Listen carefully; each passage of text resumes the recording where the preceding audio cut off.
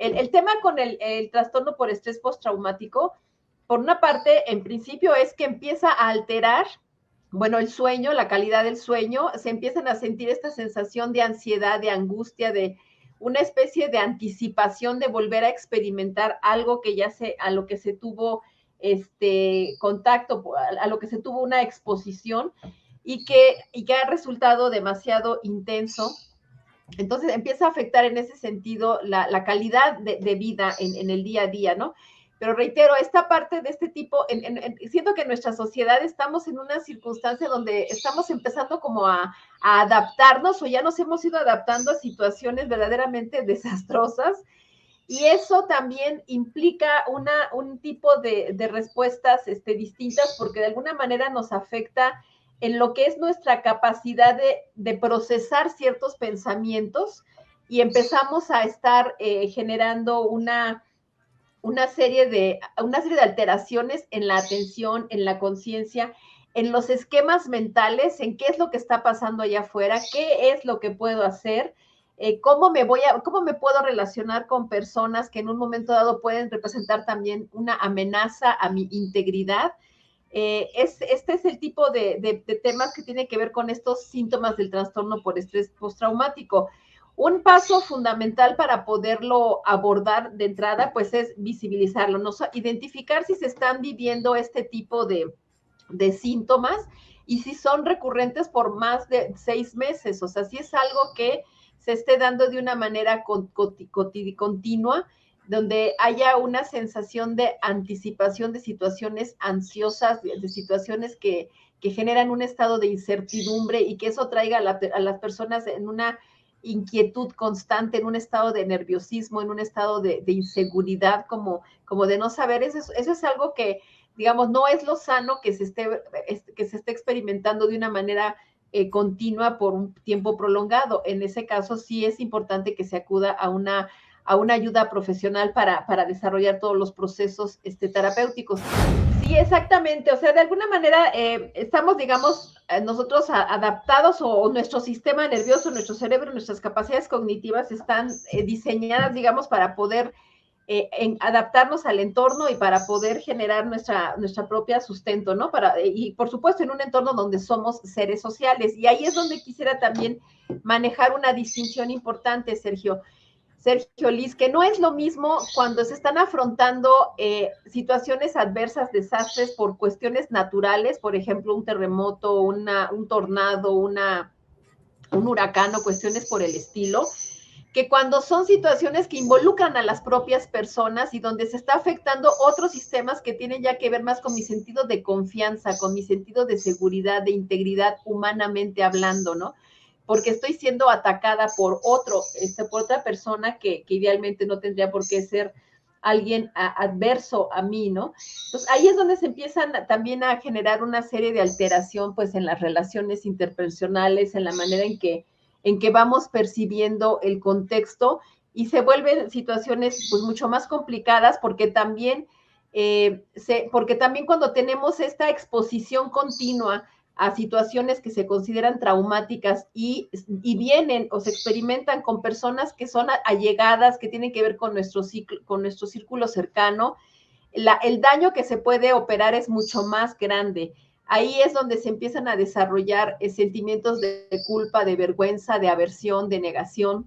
Y por eso les comentaba que era importante darnos cuenta cuando tengamos estas sensaciones de ansiedad, estar observando esa actividad mental, porque esos pensamientos que nos empiezan a invadir y hacer sentir que las cosas van mal, que las cosas están desastrosas, que las cosas están saliendo de control, pues tiene que ver también con las experiencias que hemos vivido y cómo esto ha venido alterando nuestros esquemas mentales, nuestro sentido de autopercepción, nuestro sentido de atención y conciencia, y eso sí vale la pena darle un mejor tratamiento. Ahí ya la vemos conectada. Muy buenos días, Alicia, ¿cómo estás? Hola, ¿qué tal? Gracias, bien aquí, encantada de saludarlos, Sergio, Liz, por este medio, en esta ocasión. No te preocupes, Alicia, y ahí vemos toda tu colección de Star Wars allá atrás. Ah, no, ¿verdad? No se ve. No veo, sí, es que no alcanzo a ver, pero tiene ahí colección de algo. Y vamos a hablar de, pues, una condición que creo que puede afectar de diferentes maneras a las personas. Se ha visto mucho pues evidentemente, y por ejemplo, ahorita que estamos hablando de estos problemas sociales, ¿no? Como esta gente que quedó ahí en el fuego cruzado, en el Walmart, ¿no? Que no podía salir.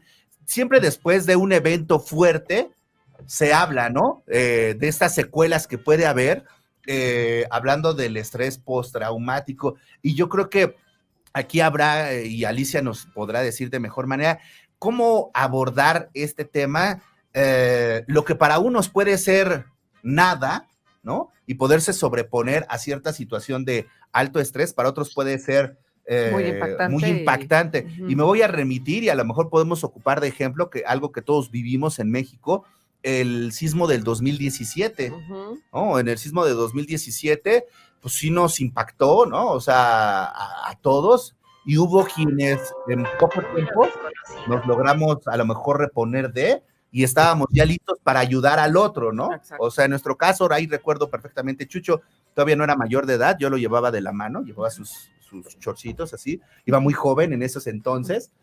No, tenías como 21 años, ¿no? Pero sí, lo llevaba así de la mano con su chorcito, y recuerdo perfectamente que estábamos ubicados en ese momento enfrente de la delegación Cuauhtémoc, que es parte de la colonia Guerrero, tráfico tremendo, entonces le dije, pues vámonos en micro o en taxi. No, pues que no hay, ¿no?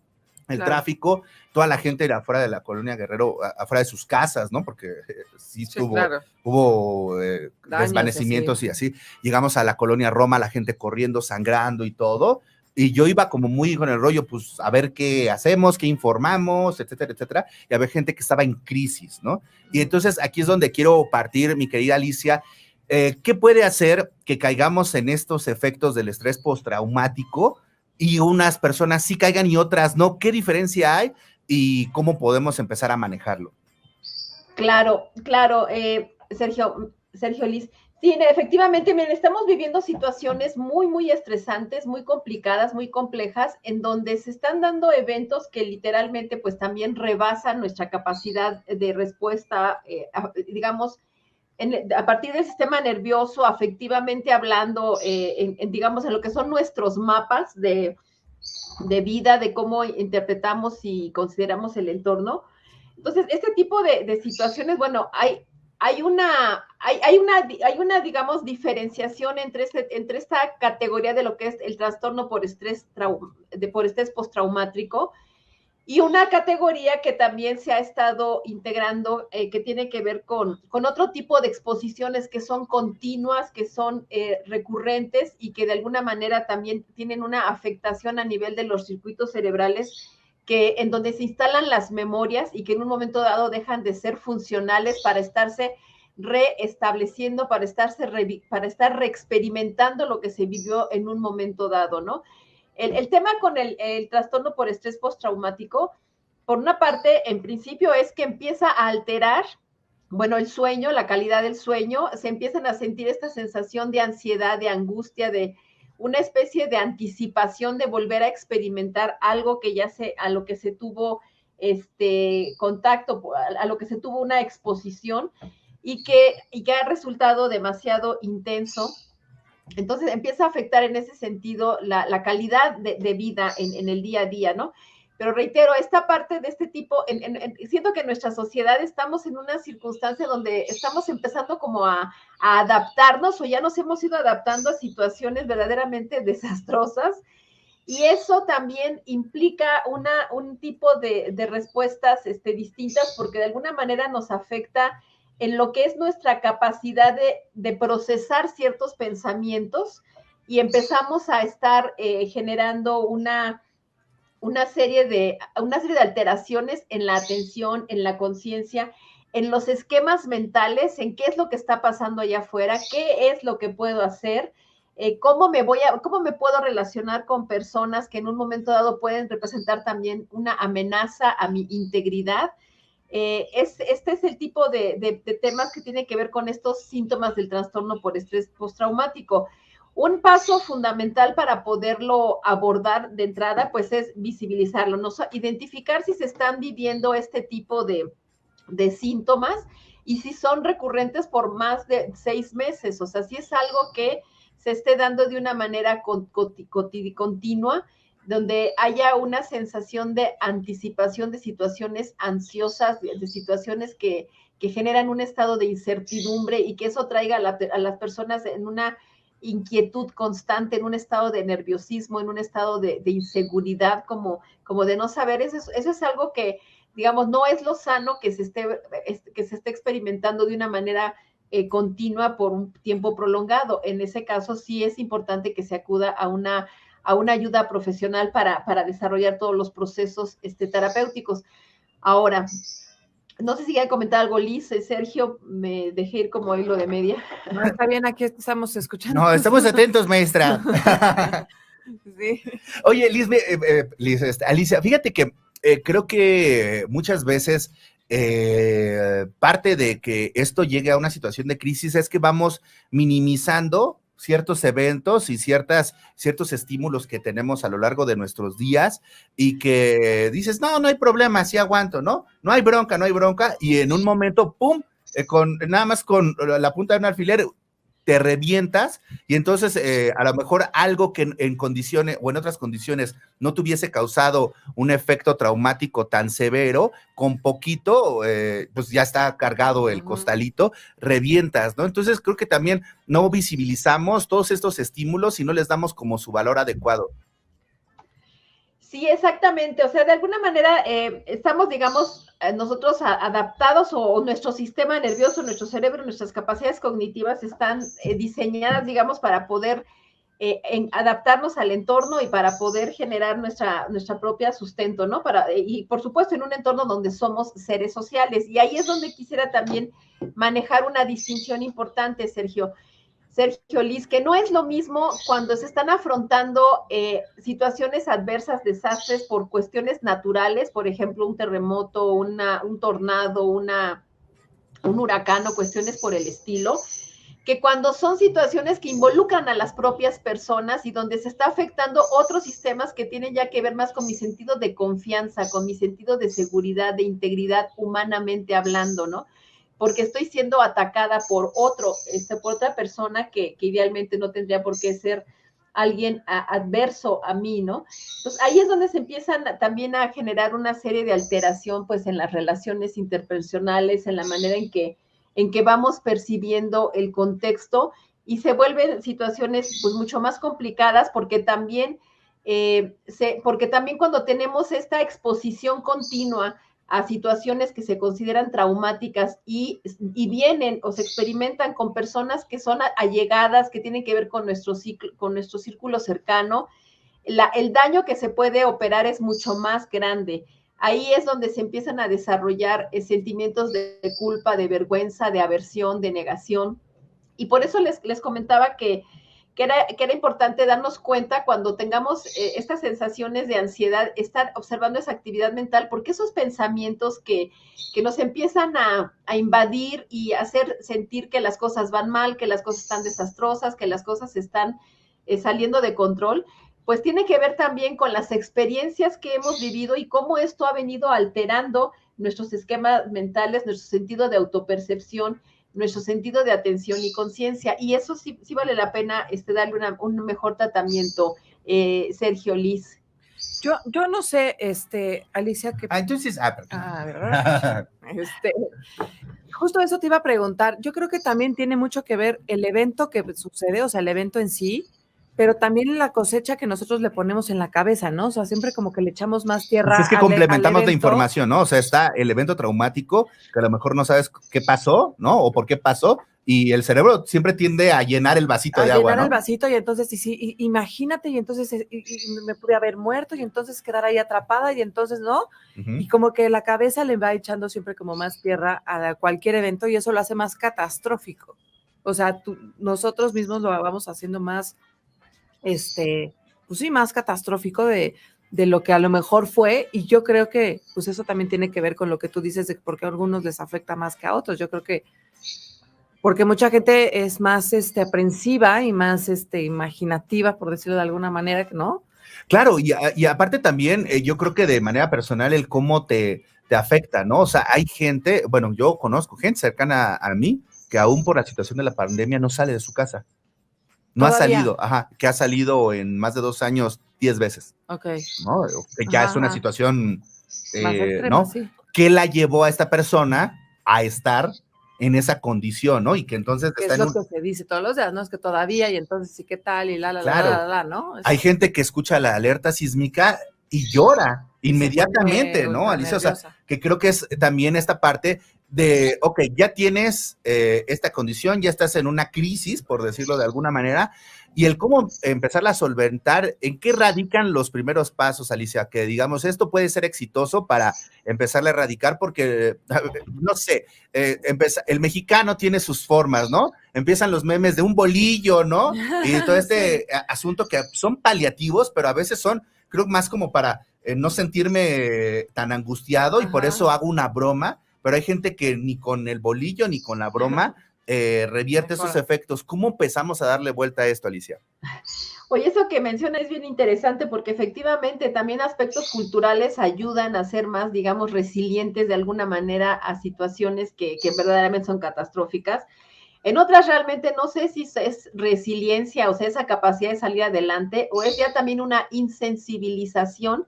Digo, lo que estaban comentando de estas tragedias que pasan, estas noticias que nos enteramos que pasan así como que empiezan a ser parte de un panorama un tanto común, si no digamos normal, pero sí frecuente, y pareciera como genera una especie de desensibilización, ¿no? El punto, Sergio Liz, es que cuando no tenemos, digamos, esos recursos de adaptación, una de dos, ¿no? O no tenemos los recursos de adaptación y empezamos a generar estas especies de flashbacks, de revivir las experiencias adversas, de sentir esa ansiedad, de tener este sentido de inseguridad, que eso es, digamos, uno de los síntomas que habría que atender, ¿no? La otra parte que es cuando nos vamos adaptando, ahí es donde entran una especie de aspectos en donde se está generando como una distorsión de los mapas mentales, ¿no? Esto que decían, Liz, como que qué narrativa me estoy dando, ¿no?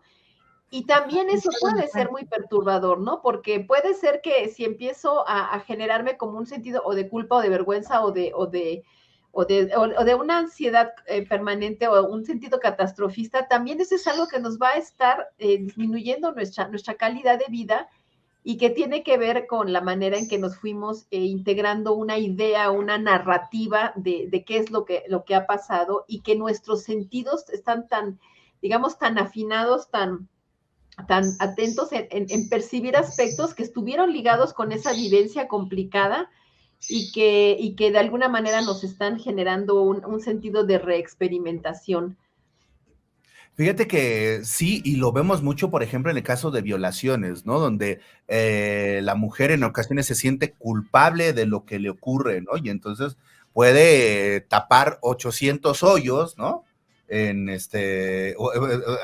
Encima y no lo va a sacar si no lo trabaja de manera adecuada, ¿no? O sea, ¿cuántas veces no quieren denunciar, ¿no? Porque ¿qué me va a pasar? No me van a querer, toda esta situación. O qué vergüenza, y me van a revisar, y que todo Claro, el mundo se va a ¿no? enterar, y Un qué montón de horror. entonces eso es lo que hay que hacer visible. Por eso Uh-huh. siempre considero que esta parte en donde estemos metiendo este tipo de contenidos y donde también estemos generando pues estas líneas de ayuda, ¿no? Ya en unos momentos más Alicia nos dará también sus datos de contacto por si alguien está pasando algún evento que no lo minimicen porque alguien lo minimizó. Es decir, hay mucha gente que tiene estrés postraumático porque acaba de tener un bebé, ¿no? Y trae ahí una situación, ¿cómo no vas a querer a tu bebé? Es natural que la mamá deba de querer a su bebé. Sí, pero estoy en una condición fuera de mis cabales, ¿no? O sea, te necesito retomar rumbo. ¿Qué Creo hago que, con esto ahora? ¿No? exacto, con este ¿Y paquete ahora de qué pasó? responsabilidad, mis hormonas no me ayudan. O sea, Uh-huh. que no minimicemos las cosas que nos suceden. Y si sentimos que no tenemos la capacidad de poderlo manejar, es válido pedir ayuda. No Claro. importa que el de al lado te diga, ay, estás exagerando, no es para tanto, no es necesario. Tú mismo o tú misma sabes si lo puedes manejar o no. Y con base en eso, entonces, asistirse de gente profesional, en este caso como Alicia, que nos permite conocer acerca de esto y decirle a toda esta gente que sí hay opciones, ¿no? Para poderle dar vuelta a lo que hoy día a lo mejor les está atormentando. El hecho de que alguien haya podido salir adelante más rápido que tú no quiere decir que tú seas más tonto, simplemente el momento puedas tener, ¿no? El hecho de pedir ayuda es el 50% del camino, créeme, o sea, porque ya el otro es tu voluntad para salir adelante, pero si no le podemos ver este tipo de situaciones que hoy día se están acechando a todos en algún momento estamos teniendo un tipo de estrés post algo, simplemente no lo visibilizamos o procuramos taparlo porque no nos queremos ver endebles, ¿no? En este caso, Alicia, si la gente quiere recurrir contigo, si quiere tomar terapia contigo, ser asistida de tu parte, ¿cómo te puede localizar? Redes sociales, teléfonos, ¿qué tienes para nosotros? Muchas gracias, Sergio Liz. Estoy en la página de Facebook Mindfulness, Educación y Psicoterapia, y en el WhatsApp 55 16 87 81 71. Sí, invitar a nuestros amables radioescuchas a que tengan esta observación de cómo están experimentando situaciones, y si llega a haber un momento ese tipo de tensión de una manera recurrente, de verdad que vale la pena que se atiendan porque son situaciones que minan mucho la calidad de vida, y lo peor que podemos hacer es normalizarlos, porque nuestras formas de adaptarnos nos van a generar de alguna manera otra distorsión en nuestra condición, en nuestro desarrollo. Muchas gracias, Liz, muchas gracias, Sergio, pues saludos a todos nuestros amables radioescuchas. Mindfulness es una práctica que nos ayuda a controlar situaciones de ansiedad, depresión, a aliviar los malestares que provocan y condiciones derivadas del estrés crónico, postraumático, entre otras situaciones que afectan nuestra calidad de vida, nuestra salud física y mental. Mi nombre es Alicia Ortiz, soy psicoterapeuta, especialista en mindfulness, y los invito a conocer más de estos temas y temas que nos ayudan a mejorar nuestras condiciones de vida en su programa El Café de las 10. A mí me encuentran en el segmento de los miércoles de 11:30 a 12 aquí en ADR Networks. Muchas gracias por su atención, aquí los esperamos.